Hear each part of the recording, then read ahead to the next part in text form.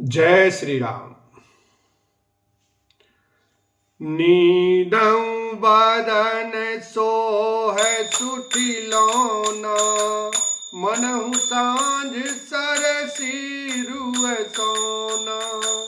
घर घर करहि जागरण नारी, देहि परस्पर मंगल गारी।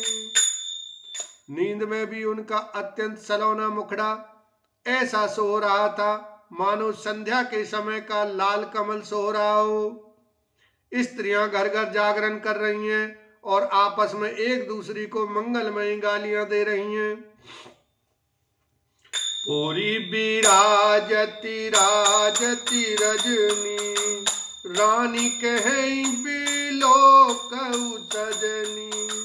सुंदर बदन सासु लई सोई, फनिकन जनु सिर मणि उर्गोई। रानियां कहती हैं, हे सजनी देखो आज रात्रि की कैसी शोभा है, जिससे अयोध्यापुरी विशेष शोभित हो रही है। यों कहती हुई सासुएं सुंदर बहुओं को लेकर सो गईं, मानो सर्पों ने अपने सिर की मणियों को हृदय में छिपा लिया है। प्रातः पुनीत काल प्रभु जागे, अरुण चूड़ बर बोलन लागे।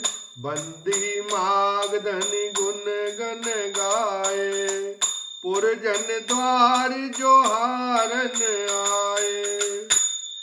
प्रातः काल पवित्र ब्रह्म मुहूर्त में प्रभु जागे, मुर्गे सुंदर बोलने लगे, भाट और मागधों ने गुणों का गान किया तथा नगर के लोग द्वार पर जोहार करने को आए। बंदी विप्र सुर गुर पितु माता, पाई आशीष मुदित सब भ्राता।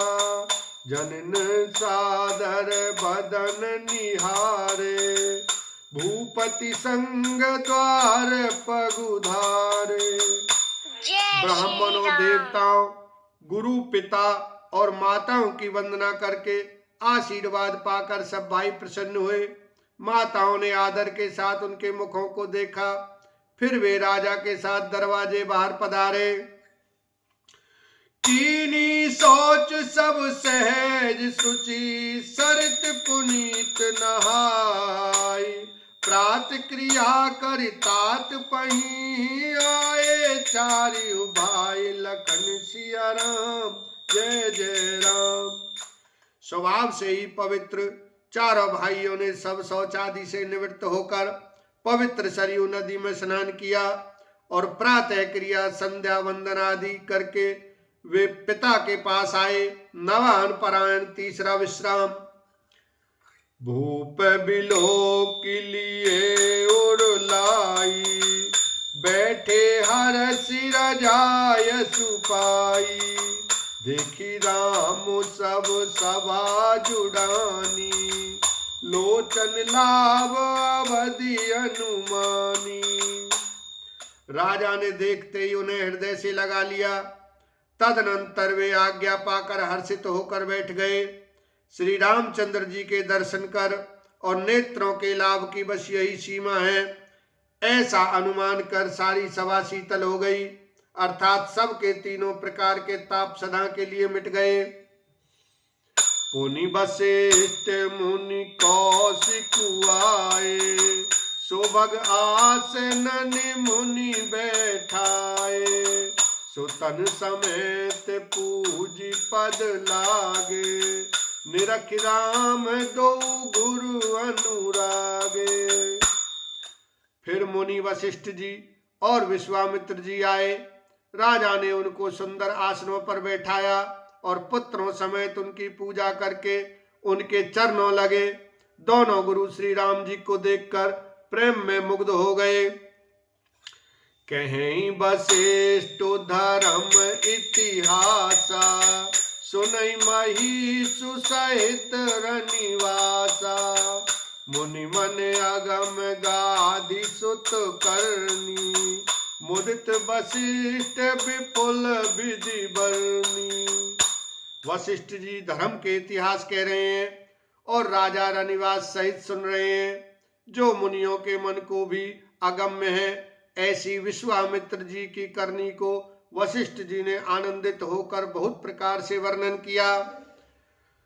बोले बाम देव सब साची, कीरति कलित लोक तिहु माची।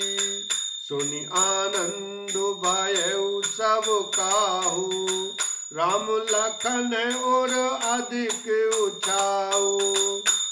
वामदेव जी बोले, ये सब बातें सत्य हैं। विश्वामित्र जी की सुंदर कीर्ति तीनों लोकों में छाई हुई है।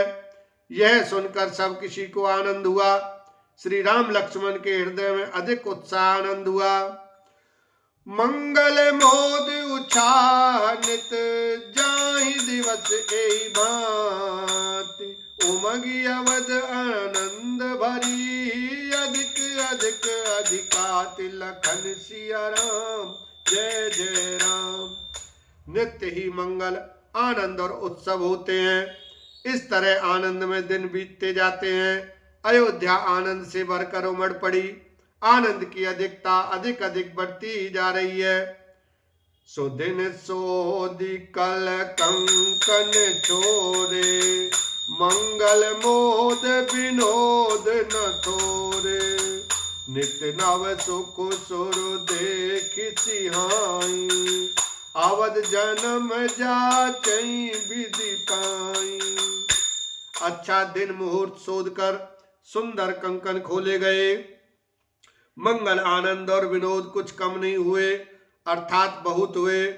इस प्रकार नित्य नए सुख को देखकर देवता से आते हैं और अयोध्या में जन्म पाने के लिए ब्रह्मा जी से याचना करते हैं।